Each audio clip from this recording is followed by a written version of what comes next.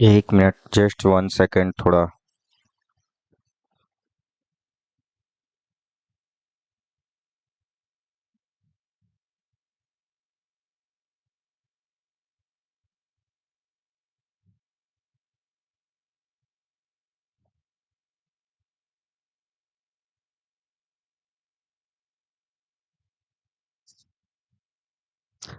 तो दोस्तों, आज से हम लोगों ने जो बिहार में एस्टेट का नोटिफिकेशन आया था उसी पे हमने एमसीक्यूज आज से स्टार्ट किया है।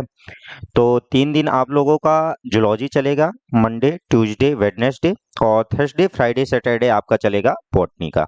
तो 3 दिन क्लास होगी आप लोगों की जूलॉजी की और 3 दिन होगी बॉटनी की। और जो इसी में आप लोगों को D triple S B PGT, क्योंकि देखिए जो बायोलॉजी है वो सबके लिए सेम है। तो डी ट्रिपल एस बी वालों के लिए सबसे बढ़िया है, क्योंकि उनको 6 दिन पूरा पढ़ने को मिलेगा। ठीक ना? तो चलिए स्टार्ट करते हैं क्वेश्चनों की ओर। देखते हैं आप लोगों की प्रैक्टिस कितनी हो चुकी है, मतलब आप लोग कितनी तैयारी कर चुके हो।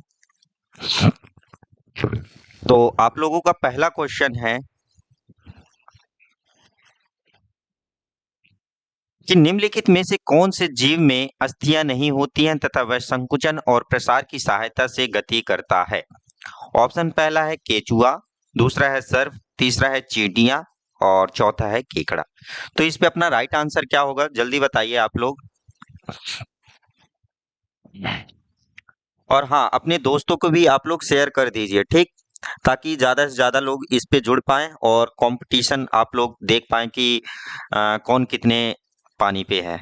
यही कहना तो चलिए इस पे अपना राइट आंसर क्या जाएगा कि ऐसा कौन सा जीव है जिसमें अस्थियां मतलब हड्डियां नहीं पाई जाती हैं। तो किसमें नहीं पाई जाएंगी? केचुए में नहीं पाई जाएंगी, या सर्प पे नहीं पाई जाएंगी, या चींटियों में, या केकड़ों में। तो किसमें नहीं पाई जाती है? तो इस पे अपना राइट आंसर क्या जाएगा? एक। तो इस केचुआ जो होता है, केचुआ केचुओं का शरीर देखा होगा ना आप लोगों ने, केचुआ तो कई देखे होंगे कि उनका जो शरीर होता है वह छल्लों से बना हुआ होता है, रिंग से। ठीक, ऐसे छल्लों के द्वारा बना हुआ होता है। ठीक, तो इनके शरीर में जो होता है क्या होती है कि इनमें यानी कि मसल्स पाई जाती हैं। इनके शरीर में मसल्स पाई जाती हैं, पेशियां पाई जाती हैं, और ये छल्लों की सहायता से ही यानी कि ऐसे ऐसे करके सरकते हैं, ऐसे ऐसे ऐसे करके सरकते हैं ना ये लोग। तो इनमें ये पेशियां किस में पाई जाती हैं? और अगर हम बात करें कि अस्थियां किस में नहीं होती हैं, तो केचियों में नहीं होती। तो अपना राइट आंसर इस पे क्या गया? 1 नंबर। ठीक, अगले क्वेश्चन की ओर। अगला क्वेश्चन है कि निम्नलिखित में से श्वसन अंग के आधार पर किसी एक को अलग कीजिए। तो इस पे अपना राइट आंसर क्या जाना चाहिए? कौन है श्वसन अंग के आधार पर कौन अलग होगा? टिड्डा होगा, या तिलचट्टा, या घोंगा, या चींटी? तो इस पे अपना राइट आंसर क्या जाएगा?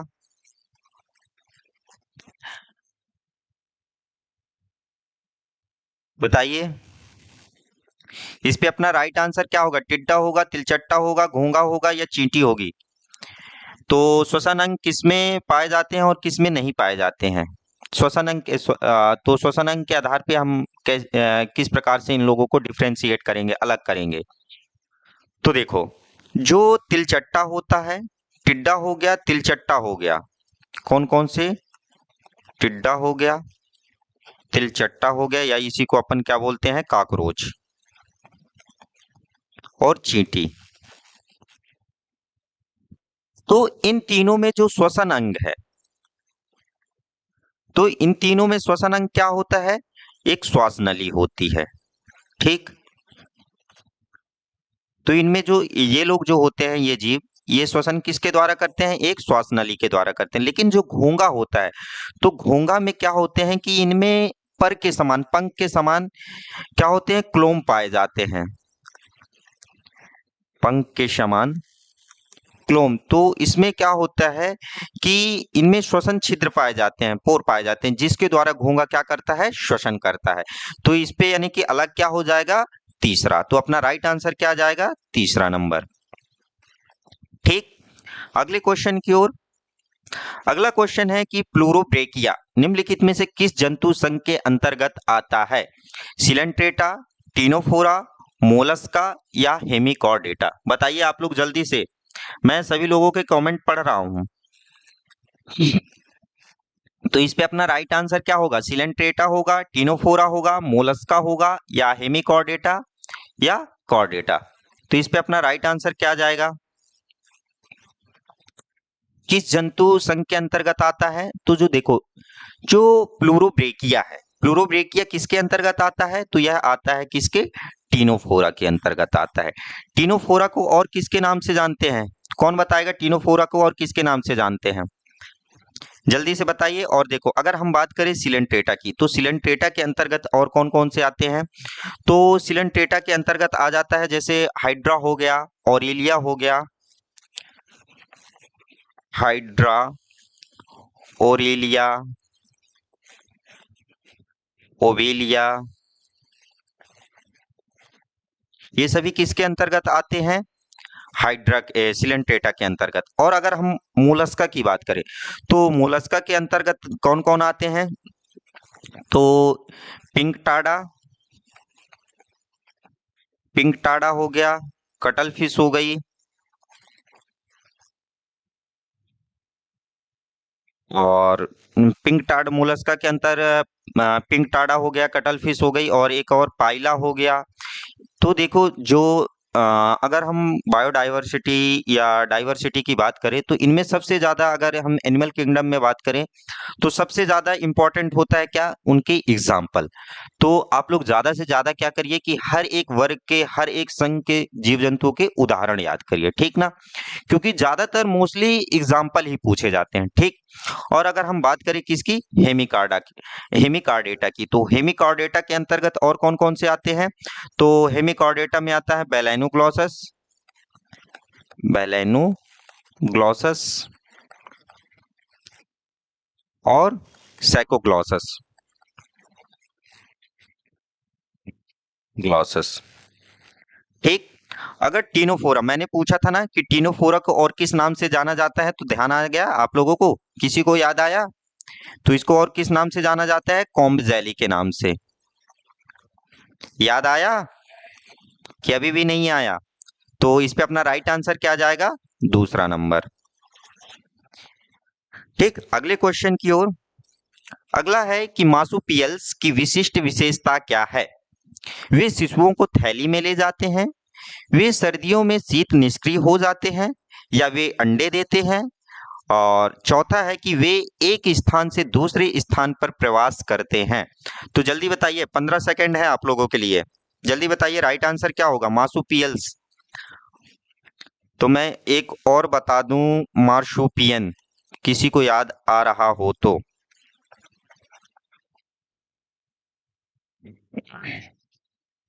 मार्शुपियन किसी को याद आ रहा है? तो देखो, जो मार्सुपियल्स है, तो मार्सुपियल्स जो होता है वह किस शब्द से, यानी कि मार्सुपियन से लिया गया है, तो जिसका अर्थ क्या होता है? थैली, ठीक। तो कई ऐसे जीव होते हैं कि, यानी कि हमारे स्तन में ही, स्तनपायी में कई ऐसे जीव होते हैं कि यानी कि पूर्ण विकसित नहीं होते हैं। तो उनको क्या करती हैं कि जो मादाएं होती हैं, माताएं होती हैं, वे क्या करते हैं? अपने शरीर में एक थैली के रूप में क्या करती हैं कि जब तक उनका पूर्ण डेवलपमेंट नहीं होता, जब तक वे पूर्ण विकसित नहीं हो जाते, तब तक उसको क्या करती हैं? अपने थैली में ही रखे रहती हैं। जैसे आप लोगों ने कंगारुओं को देखा होगा ना, कंगारू में क्या होती है कि मार्शुपियन की एक मार्शुपियन होता है, ठीक, मार्शुपियल्स। तो क्या करते हैं? उनमें एक थैली पाई जाती है, जिससे अपने बच्चे को क्या करते हैं? वे अंदर डाल लेते हैं, जैसे भी कोई खतरा दिखा या कुछ हुआ। क्यों? क्योंकि उनमें अभी उस समझ नहीं होती, या वे पूर्ण विकसित नहीं होते हैं, ठीक। तो इस पे अपना राइट आंसर क्या जाएगा? 1 नंबर, कि वे शिशुओं को किसमें? थैली में ले जाते हैं। तो इस पे अपना राइट आंसर क्या हुआ? 1 नंबर। अगला क्वेश्चन। अगला है कि प्राकृतिक वर्ण द्वारा प्रजातियों की उत्पत्ति का सिद्धांत किसके द्वारा दिया गया था? चार्ल्स डार्विन, ए वॉलेस, या ए वाइसमैन, या एच स्पेंसर। तो किसके द्वारा दिया गया, बताइए आप लोग? प्राकृतिक वर्ण द्वारा प्रजातियों की उत्पत्ति का सिद्धांत किसके द्वारा दिया गया था? किसके द्वारा दिया गया था? जल्दी बताइए। हाँ, और ज्यादा से ज्यादा आप लोग शेयर भी करते चलिएगा, ठीक। तो इस पे अपना राइट आंसर क्या जाना चाहिए कि जो प्रकृति का चयन सिद्धांत, प्रकृति का चयन सिद्धांत किसने दिया था? किसी को याद है? तो प्राकृतिक का जो चयन सिद्धांत था वह किसने दिया था? तो चार्ल्स डार्विन ने दिया था। प्राकृतिक चयन सिद्धांत। प्राकृतिक चयन सिद्धांत के द्वारा ही किसका इन्होंने विकासवाद का सिद्धांत दिया था? विकासवाद। ठीक, तो किसने दिया था? चार्ल्स डार्विन ने। तो चार्ल्स डार्विन के द्वारा क्या दिया गया था? तो प्रजातियों की उत्पत्ति तथा सिद्धांत किसके द्वारा दिया गया? तो चार्ल्स डार्विन। अपना राइट आंसर क्या हो जाएगा? 1 नंबर।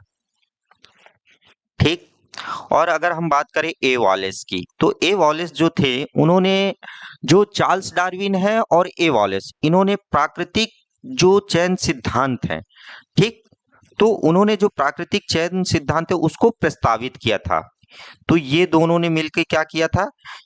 प्राकृतिक चयन सिद्धांत प्रस्तावित किए थे। प्राकृतिक चयन सिद्धांत प्रस्तावित किए थे। और अगला है ए वाइसमैन। तो ए वाइसमैन जो थे, तो ए वाइसमैन ने कौन सा सिद्धांत दिया था? तो ए वाइसमैन ने जनन द्रव्य जो होता है ना, कि जो वाइसमैन द्वारा कौन सा सिद्धांत दिया गया था? तो जो जनन द्रव्य का निरंतरता का सिद्धांत, प्रोटोप्लाज्म, जनन द्रव्य या प्रोटोप्लाज्म। ठीक, का निरंतरता का सिद्धांत, निरंतरता का सिद्धांत। तो यह किसके द्वारा दिया गया था? तो ए वाइसमैन। और A H Spencer, H Spencer के द्वारा इन्होंने क्या दिया था? तो इन्होंने विकास शब्द दिया था।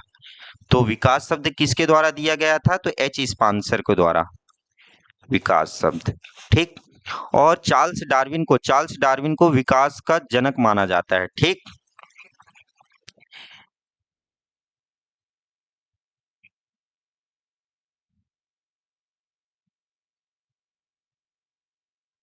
इनको क्या माना जाता है? विकास के जनक, विकास के जनक माना जाता है। ठीक, तो इस पे अपना राइट आंसर क्या गया है? 1 नंबर। अगले क्वेश्चन की ओर। अगला क्वेश्चन है कि संवहनी त्वचा पेशी जीव अवस्कर केंद्रक युक्त आरबीसी की सभी विशेषताएं हैं। तो फेरिटमा पोस्थुमा में होती हैं ये सभी विशेषताएं, या होमोसेपियंस में, या पेरिप्लेनेटा अमेरिकाना में, या राना ट्रिगेना में। तो मैं बता दूं, ये फेरिटिमा पोस्थुमा या किसका साइंटिफिक नेम है? तो जो ये अर्थवाम होता है, कौन? केचुआ,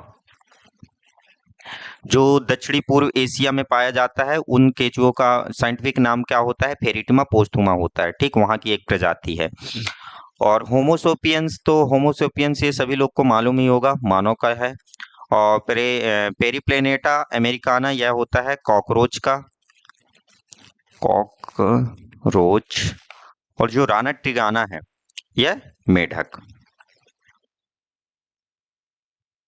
तो बताइए कि जो संवहनी त्वचा है, पेशी जीव, अवस्कर केंद्रक युक्त आरबीसी, तो ये सभी चीजें किसमें पाई जाती हैं? तो ये सभी चीजें किसमें पाई जाती हैं? तो मेढक में पाई जाती हैं। तो अपना राइट आंसर क्या जाएगा? 4th नंबर, चौथा अपना राइट आंसर हो जाएगा। ठीक, अगले क्वेश्चन की ओर। अगला है कि पैलिमोन में संतुलन पुटी है उत्सर्जी अंग, श्वसन अंग, चलन अंग या संवेदी अंग। तो इसका अपना राइट आंसर क्या होना चाहिए? तो जो पैलिमोन होता है, पैलिमोन में संतुलन पुट्टी क्या होती है? ठीक, बताइए। तो जो पैलिमोन है, पैलिमोन क्या है? यह एक झींगा की प्रजाति है। ठीक, मैं आप लोगों को बता दूं, झींगा की प्रजाति किस फाइलम से आती है? तो जो ये है आर्थ्रोपोडा,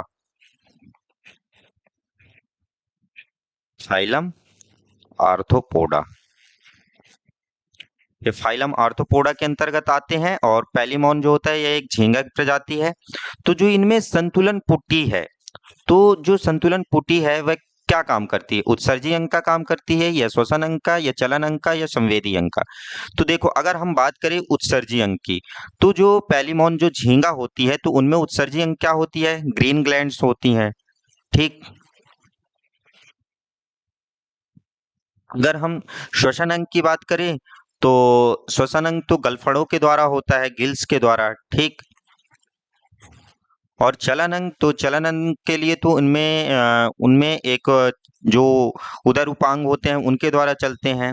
अब जो बात करें हम संतुलन पुटी, तो संतुलन पुटी क्या किसमें होती है? संवेदी अंग का काम करती है। तो इस पे अपना राइट आंसर क्या जाना चाहिए?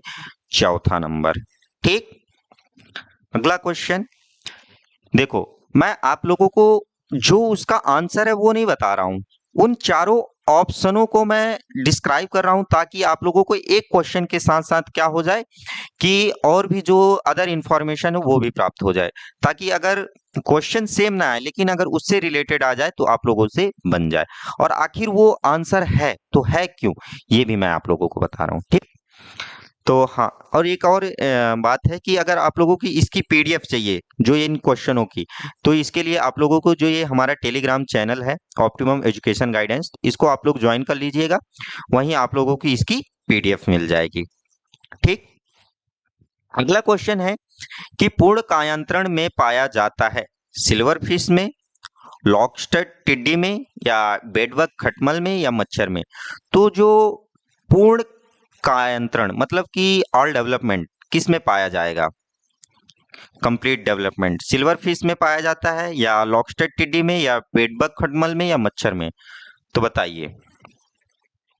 अगर हम कंप्लीट डेवलपमेंट की बात करें तो किस में पाया जाता है? तो देखो, ये पाया जाएगा किस में? मच्छर में। इसका राइट आंसर हो जाएगा क्या? चौथा नंबर। क्यों? क्योंकि देखो, जो मच्छर होता है, मच्छर में सबसे पहले क्या बनता है? सबसे पहले इनमें लार्वा स्टेज आती है, लार्वा के बाद ये प्यूपा बनते हैं, प्यूपा के बाद फिर वयस्क बनते हैं। तो मतलब कि इनमें पूरी अवस्थाएं दिखाई देती हैं। ठीक। किनमें? मच्छरों में। तो इस पे अपना राइट आंसर क्या जाना चाहिए? मच्छर, कि मच्छर में पूर्ण कायांतरण पाया जाता है। अगला क्वेश्चन कि पृथ्वी पर विभिन्न प्रकार के पौधों और जानवरों के जीवन को कहा जाता है जैव विविधता, बायोम, जीवमंडल भंडार, पारिस्थितिकी। ये क्वेश्चन का आंसर तो किसी का गलत नहीं होना चाहिए। ठीक। इसका तो सबको सही होना चाहिए। तो बताइए इसका राइट आंसर क्या होगा? जैव विविधता होगा, या बायोम होगा, या जीवमंडल भंडार होगा, या पारिस्थितिकी होगा? तो क्या होगा इसका राइट आंसर? तो इसका यानी कि पौधों और जानवरों के जीवन को, यानी कि विभिन्न प्रकार के पौधों और जानवरों के जीवन को क्या कहा जाता है? तो बायोडाइवर्सिटी कहा जाता है, जैव विविधता कहा जाता है। तो इस पे अपना राइट आंसर क्या गया? 1 नंबर। अगला क्वेश्चन कि विकास में समरूपता क्या इंगित करती है? अपसारी विकास, अवसारी विकास, या समवंश, या इनमें से कोई नहीं? देखो, एक होता है क्या? समरूपता, और दूसरा हो गया समजातता।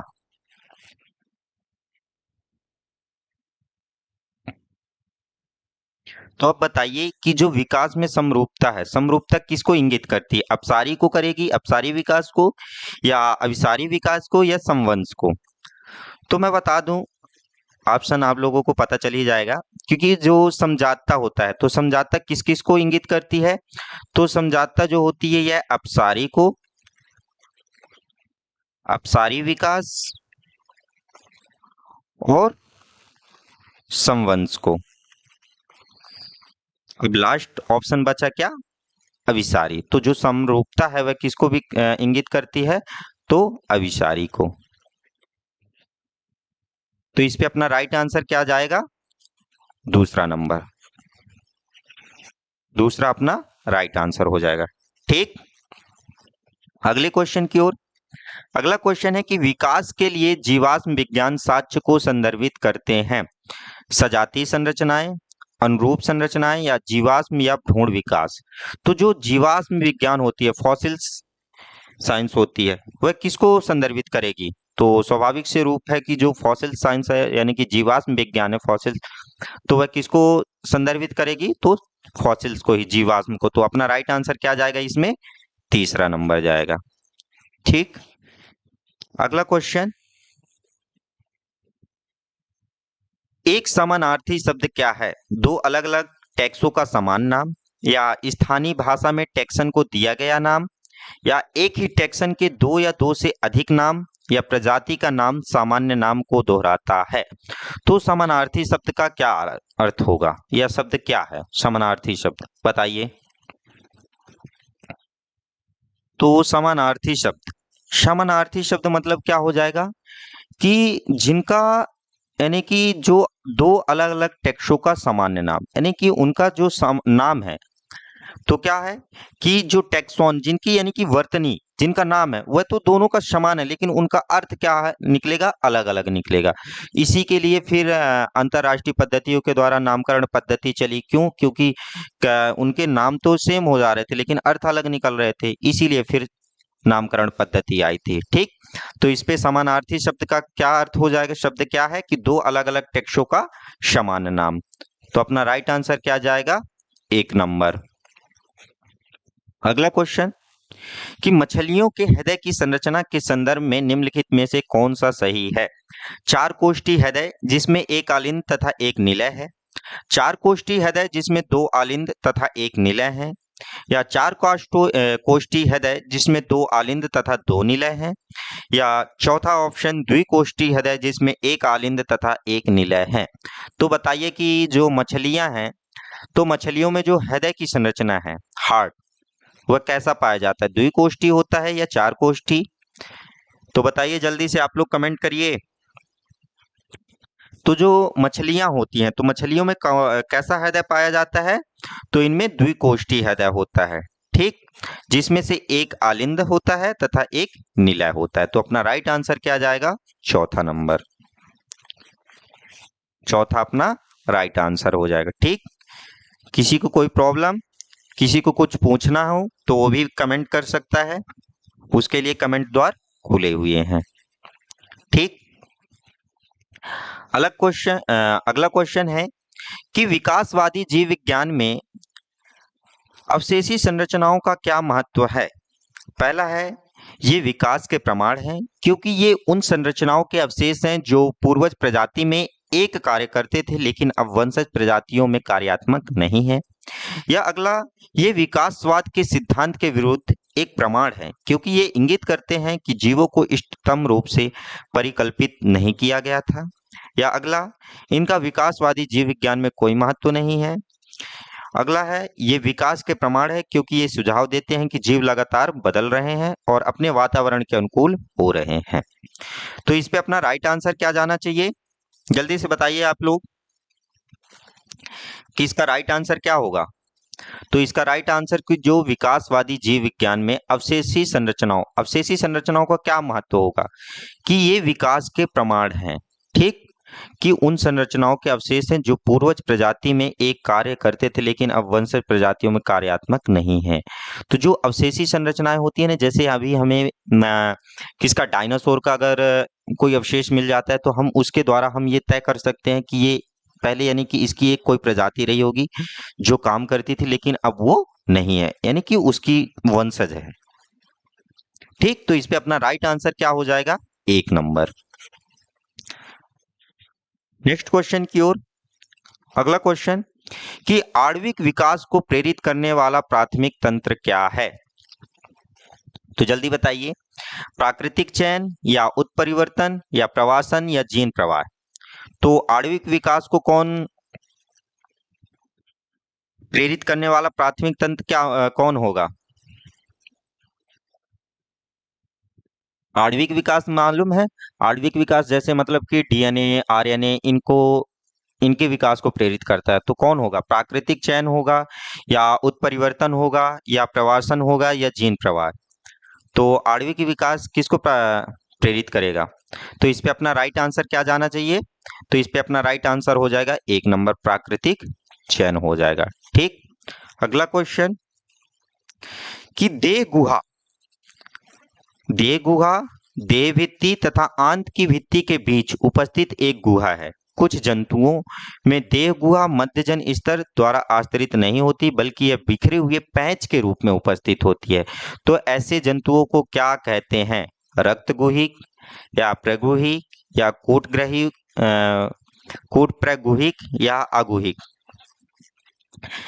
इनका हिंदी नाम तो बहुत ही ज्यादा वो है। इसका रक्तगुहिक मतलब हीमोसिलोमेट हीमोसिलोमेट सिलोमेट स्यूडोसिलोमेट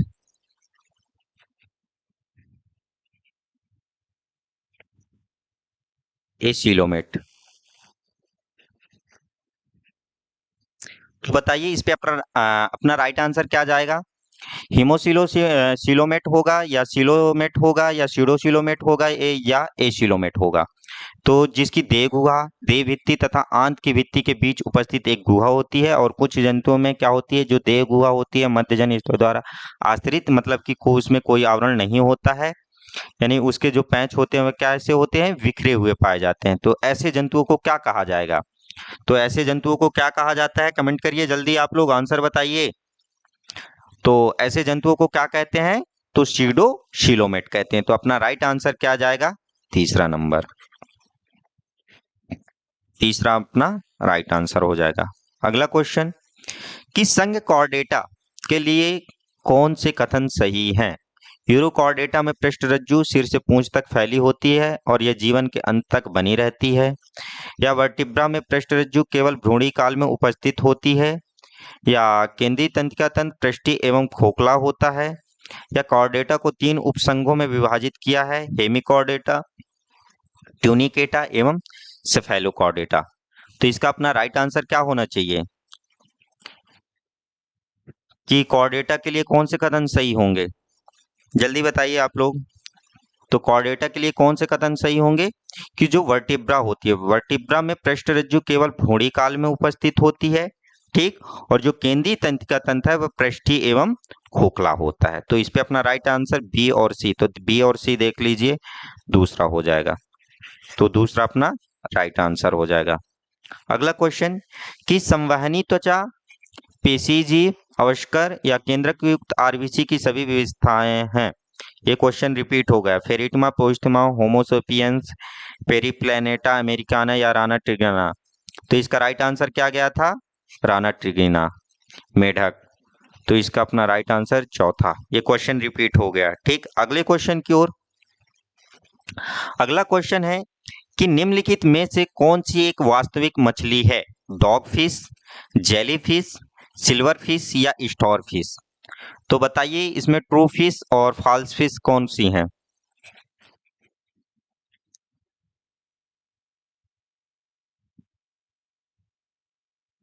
जल्दी से बताइए आप लोग, इसमें ट्रू फिश और फॉल्स फिश कौन है?